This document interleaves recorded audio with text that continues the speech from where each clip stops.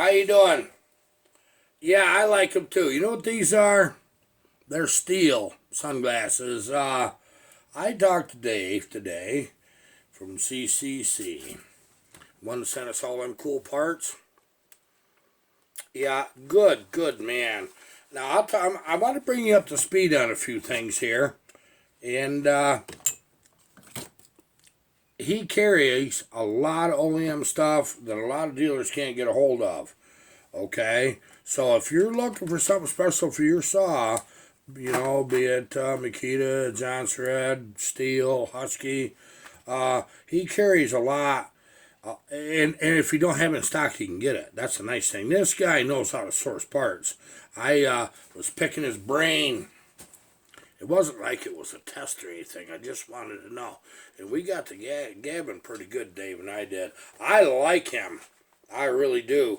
So, the things that I can't get at Wolf Creek, I can get through Dave. This is what I like.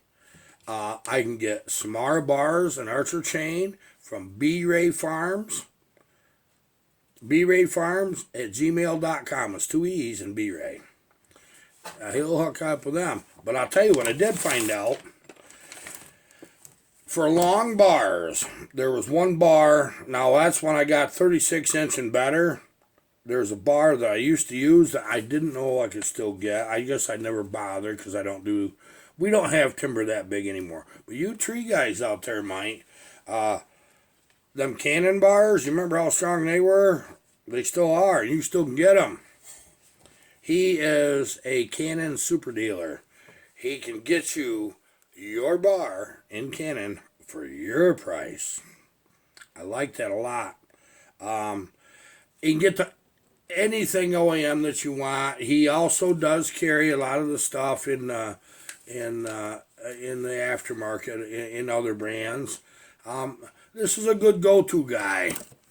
If you are going to just order, you know what you want to look it up, there's where you order.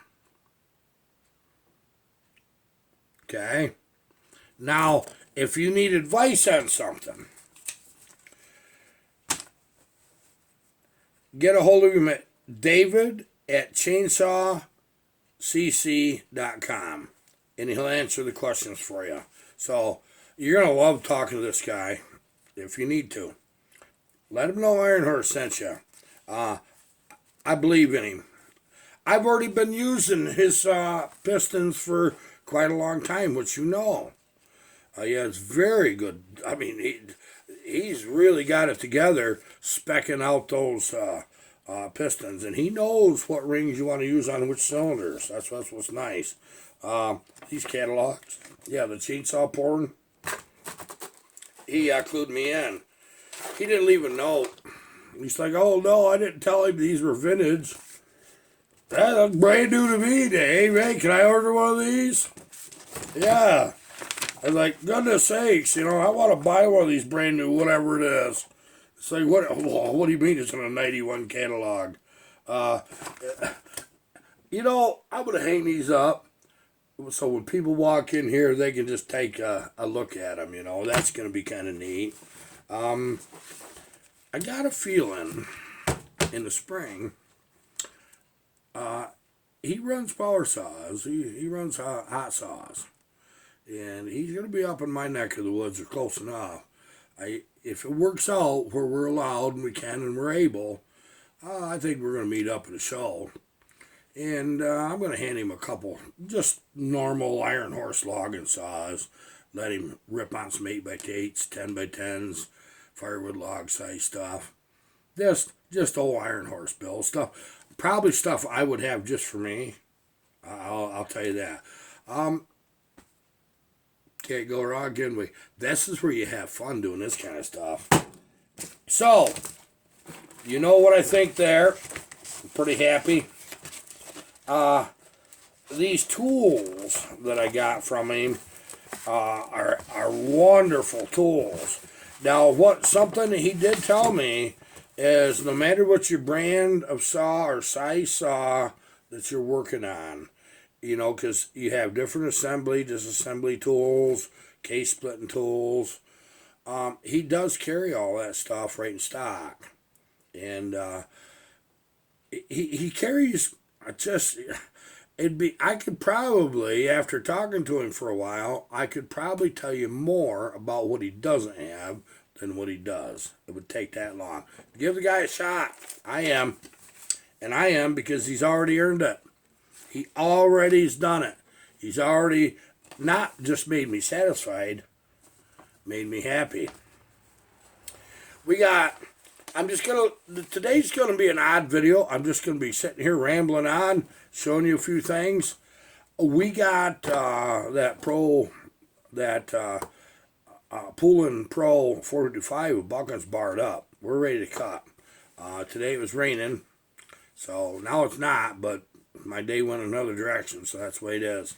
We do have it barred up, and we will be cutting with that very quick, the next day or so, hopefully. Weathermen lie. Did you notice that? They do. They tell you, oh, you're going to have a nice day. Don't worry about it. So you get prepared for that nice day. Don't worry about it. Guess what? Wake up, it's raining. Yep, like that. And then they tell you, oh, you're not going to the woods today. We're going to get 2 inches of rain, and it's going to be high winds. Okay. Just call the guys, call the day off. 10:30 in the morning, sun's out, birds are singing. It's like, dang, I should have went. You know what I learned? I didn't care unless we had 3 days of rain, I knew it was going to be in a lot of mud. I just got where if they said rain, I'd go. If I worked an hour or two on the landing, cleaning up a mess, that was fine. If I could work all day, I did it. Never minded during halfway decent weather, getting caught in a little bit of a rain shower. That never bothered me none. Probably don't bother some of you either. It is what it is. That's the way it is. Now, the one thing you guys know, we try very hard here to show you how to build these saws and little trips and tips and tricks, things that we do. I like to resurrect saws. If a saw's done and you buy it for $50 and it's got something workable, there is a lot of honor in cleaning that darn thing up, splitting them cases, putting your bearings in, do a crank if you need to. Do the. I tell you what, chainsaws are the cheapest hobby out there when you are building successfully, because I'll tell you right now, if you give $50 to $100 for a junk saw, go out and buy everything new that you want, and you get this together, even not ported, just get it together where it's a nice saw again. Fix this darn thing. You're going to put a little money in your pocket when your buddy buys it from you because he likes it, and you saved a saw. So I'm not saying it's a paying hobby, but I've had a whole lot worse when I was drag racing. When I first started drag racing, guys, I raced right off the foot brake. I did. And I had more fun doing that. Well, I shouldn't even say that, because when I first started, actually, it was with a Dodge Demon, a 340 6-pack, and a 4-speed. So I was just whaling gears, boy. And but then we got into later years. Like when I was in the military, I started drag racing, and my game was I'd get an old 67 to 72 Chevy truck with a 6-cylinder and 3-speed on a tree. About every darn one of them had a 410 gear in it. They whined right out. That's what it did. And you did it with a blowed up motor. And I'll tell you what it did with them things. Remember them old Cadillacs with a 500 cubic inch motor? Big old thing. Yeah, it had a pretty good healthy turbo 400. What do they call that? A 425? That big turbo 400 had a tail shaft about yay long on it. Well, I'd tear the hood off and pull that motor and transmission out and drive shaft, and I'd get that Cadillac motor down inside that 67 to 72 two-wheel drive short box. I liked the step sides because everybody wanted them in a second. And we was buying them trucks for $100, $150. and there wouldn't be a lick of paint left on them. I mean, in that hot Georgia sun, they burnt right up. But you put that darn Cadillac 500 cube in it. Only thing I ever did to that motor, every time I'd put a 750 or an 800 Holley double pumper on that. Yes, that's what I did. And I used a stock intake. And I had a drive shaft built. And sometimes I build them myself. I was in a yank to drive the darn thing. Well, then you go out and you get yourself a real nice posi unit and throw in that friggin' truck 12-bolt rear end. And you just wouldn't believe how much fun that was. And you know what? I never kept one. I licensed 3 of them. I probably built 40 of them. Every time that I got one running, them Georgia rednecks around where I live, or them GIs, they knew I had one. They'd come. I had a list of names for people wanting them, because you could fry the tires off that thing for days with that old big Cadillac motor. Don't think them old big Cadillacs didn't run. They were fast. Yeah, they just had to get rolling. You know, they're like getting a Titanic going. But that old pickup truck, all great ball fun. Yeah, them were the ones with Armstrong steering. You know, it didn't have power steering, didn't have power brakes. Sometimes you got power brakes, but most times they didn't have it. So you didn't have all that to worry about. I remember I used to leave them, I'd unbolt the Cadillac mounts right from the frame, and it'd just drop in. I'd just weld them right in. And I'd move the cross member so it fit. And throw drive shaft in, exhaust on that sucker, away you go. It was real easy. They were fun to build. And I should have kept one. Because when you had them right, if you started working with your front shocks, and with them 6-cylinder springs, that front end was real low. You drop that, take a spring or two out of that rear end, learn how to work with that. Just a set of ladder bars on one of them, you can pull front wheels off the ground, on slicks. And I used to go to the drag strip on them old trucks, and I had more fun. They generally run their dial in. That's what was really amazing. I just run a 10-inch slick, and they'd run their dial in. Yeah, that wasn't all over the map. It wasn't until I got into building them Novas with a trans brake. You know, they run Power Glide, big block, with a trans brake, 2-step delay box. So you got all that. You put a number in, take a number out, whatever you want. And I didn't like it when the car launched itself. I wanted to be the one with the finger on the button. That's what I wanted. And that's the way I was set up. I didn't like picking off top light. I didn't do that. You drag guys know what I'm talking about exactly. The rest of you can just look it up and see what I'm talking about. But so all you had was a little lanyard hooked to your steering wheel, and I put it on my left side. It felt better. A lot of guys run them on the right side. Pop that in gear. Now what a trans brake does, I want you to think about this. So you got yourself between 500 and 900 horse big block Chevy that's really healthy. It's doing a good job. It's probably big cubic inch, or maybe not. Maybe it just runs darn good.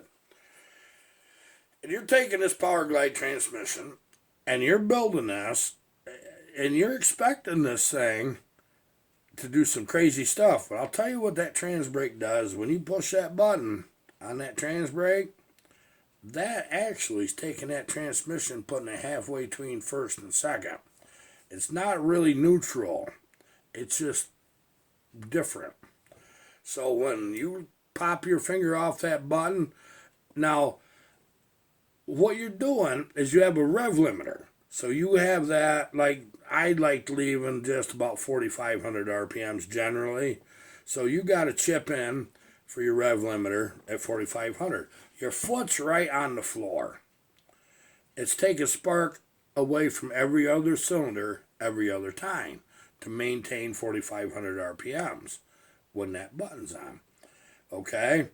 So you got a transmission not neutral, but halfway between first and second.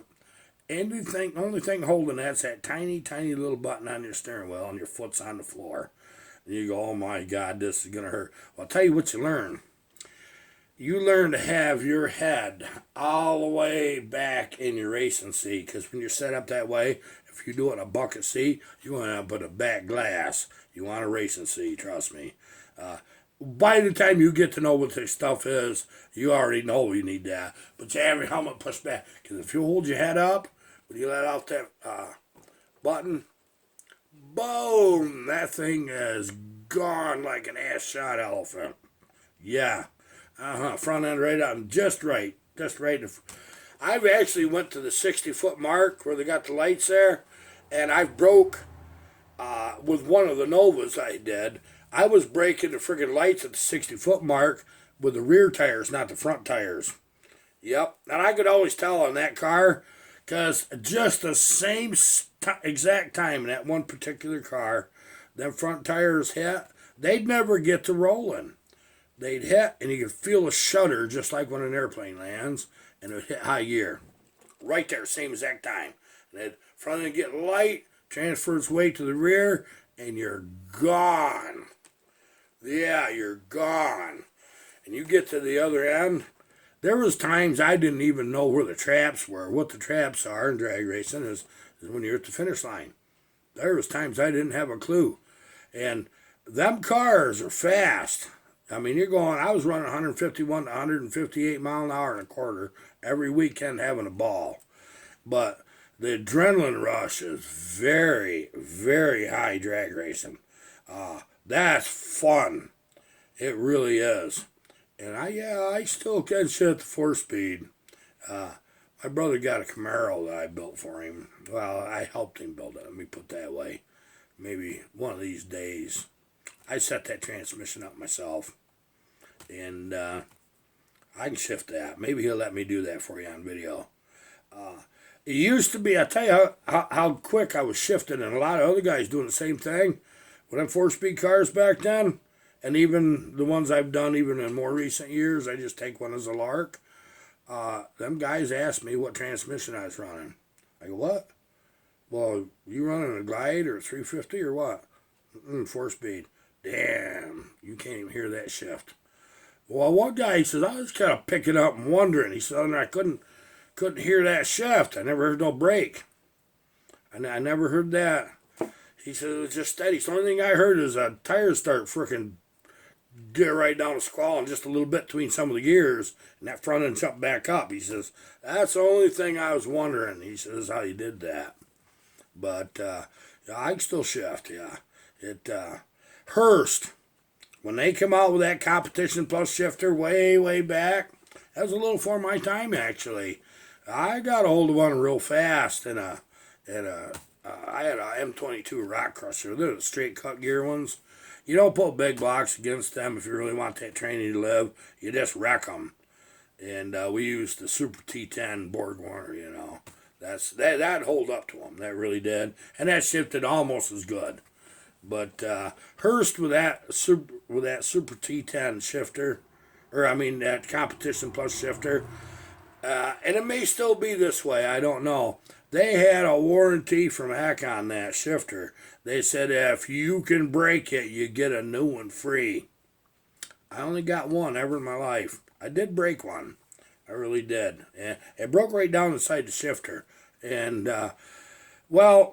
you got stops on them. So you're setting that so it doesn't go too far. That way it doesn't slam your gear back into your shifting, forks you right into another gear. But you learn how to build your transmission so you don't break forks. And you learn to set them stops on them shifters. You car guys know all this. Yeah, it ain't just about chainsaws with me, man. It ain't. I do many, many other things. Only thing I don't do is hot rod boats. I don't. Every time I think, man, I'd like to build me a little hydroplane or something, just 468 cube big block in it. I'd even take a hydroplane with a small block. I wouldn't care. It'd be a lot of great fun. Then you get to watching on TV where somebody's racing all them things. Goes flipping upside down and bing, bang, boom, boom, and he'll end up on the ground and everybody thinks he's dead. But he's still alive. And he gets out and he's like this and his bell's rung. He's like, oh, hell no. I ain't doing that. Same thing happens to me every time that I want a street bike. I think I need to get a street bike. And somebody I know hits a deer, gets swatted by a car. And I'm thinking about the road I live on. We're in whitetail country, man. We got more whitetails than we got children around here. Yes, we do. Now, what they do with motorcycles, they sit up in them weeds and they lay and wait.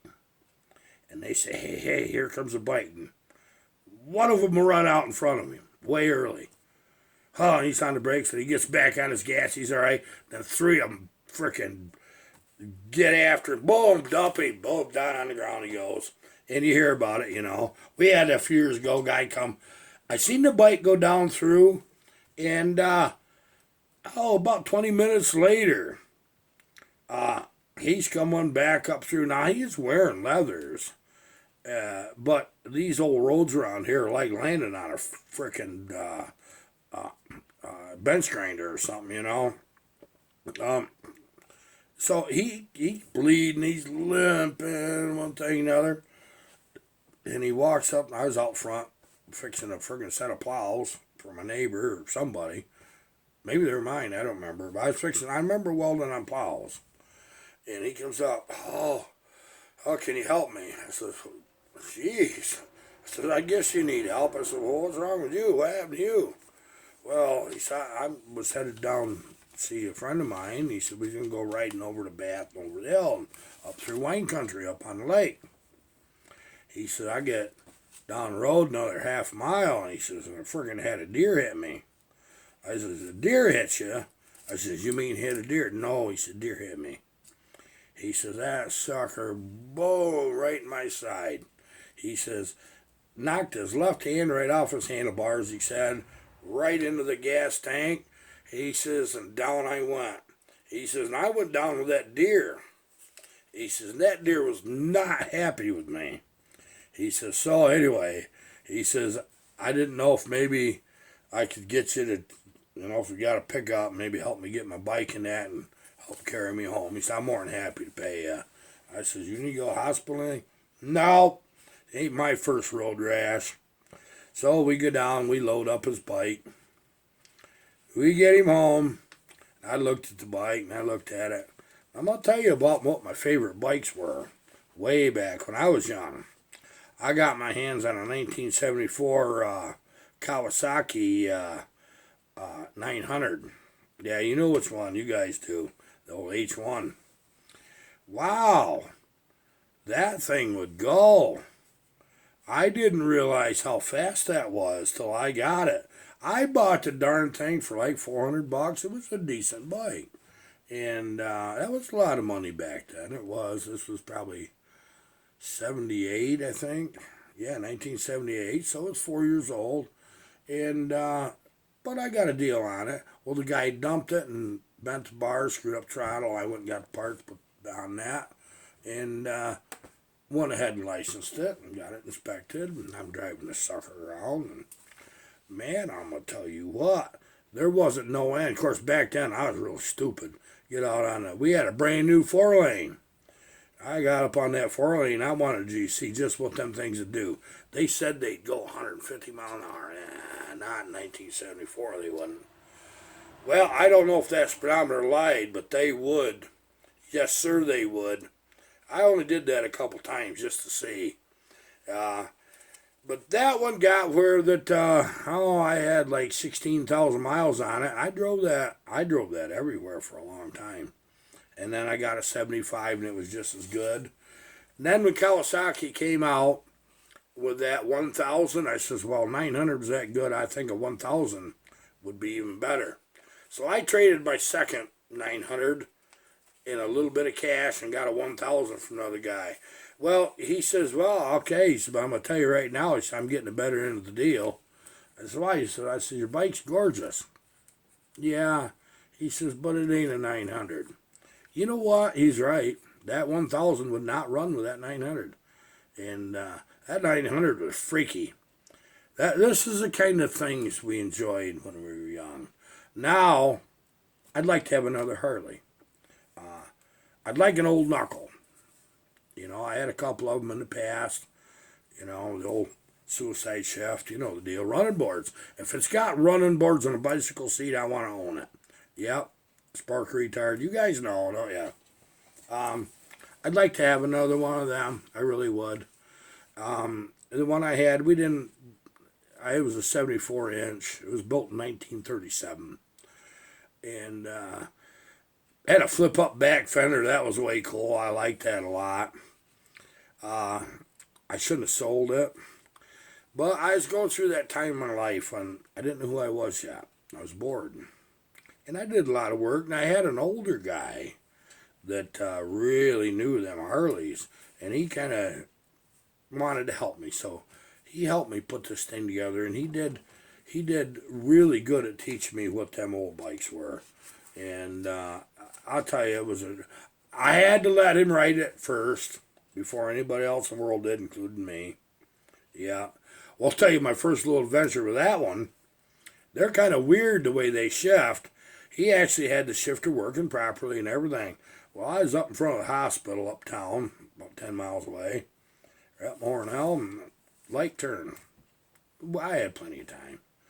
So I kicked the darn thing into neutral because you do that. You know, your shift's on the gas tank. Kick that neutral.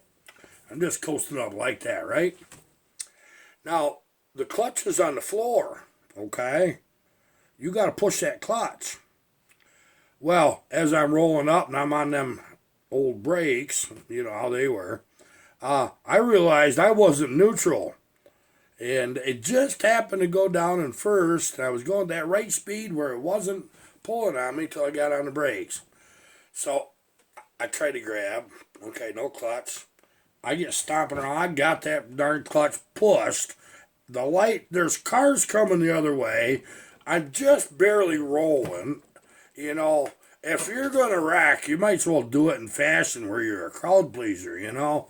No, don't do it a little slow. Well, anyways, what happened was I stalled the darn bike, and it starts tipping over, and I'm doing that little dance, and down the very, very slow. I looked ridiculous, and there was people around watching. There's a park right there, and it goes down. Well, you know, when one of them go down with running boards like that, they're heavier than you think. These bunch of young fellers come walking over, and they laugh, and they said, boy, I'd never see anything look so bad in my life. Yeah, you're right. That did look bad, didn't it? It was bad. That's embarrassing. I said, don't you ever ride before? I said, man, I raced motocross, and I did that. Maybe I ought to stick to that. You kind of suck at dirt bikes, man. Back then, man was what everybody calls dude now. Yeah, but hey, dude.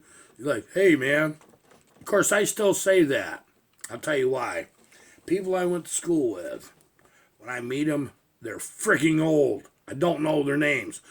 I'm terrible with names. I'm terrible. I'm awful. So, and it's always at a gas station or something. Hey, Harvey, how you doing? Blah, blah, blah. Trying to catch up right there. You don't see them once every 5 or 10 years. And, and they're shaking your hands, you know. Remember when this happened at school, blah, blah, blah. And they're the same age as me, you know. I'm thinking, man, you look old. You look old. They probably think the same thing, don't they? And it's like, yeah, hey, nice seeing you, man. Because you don't know their name.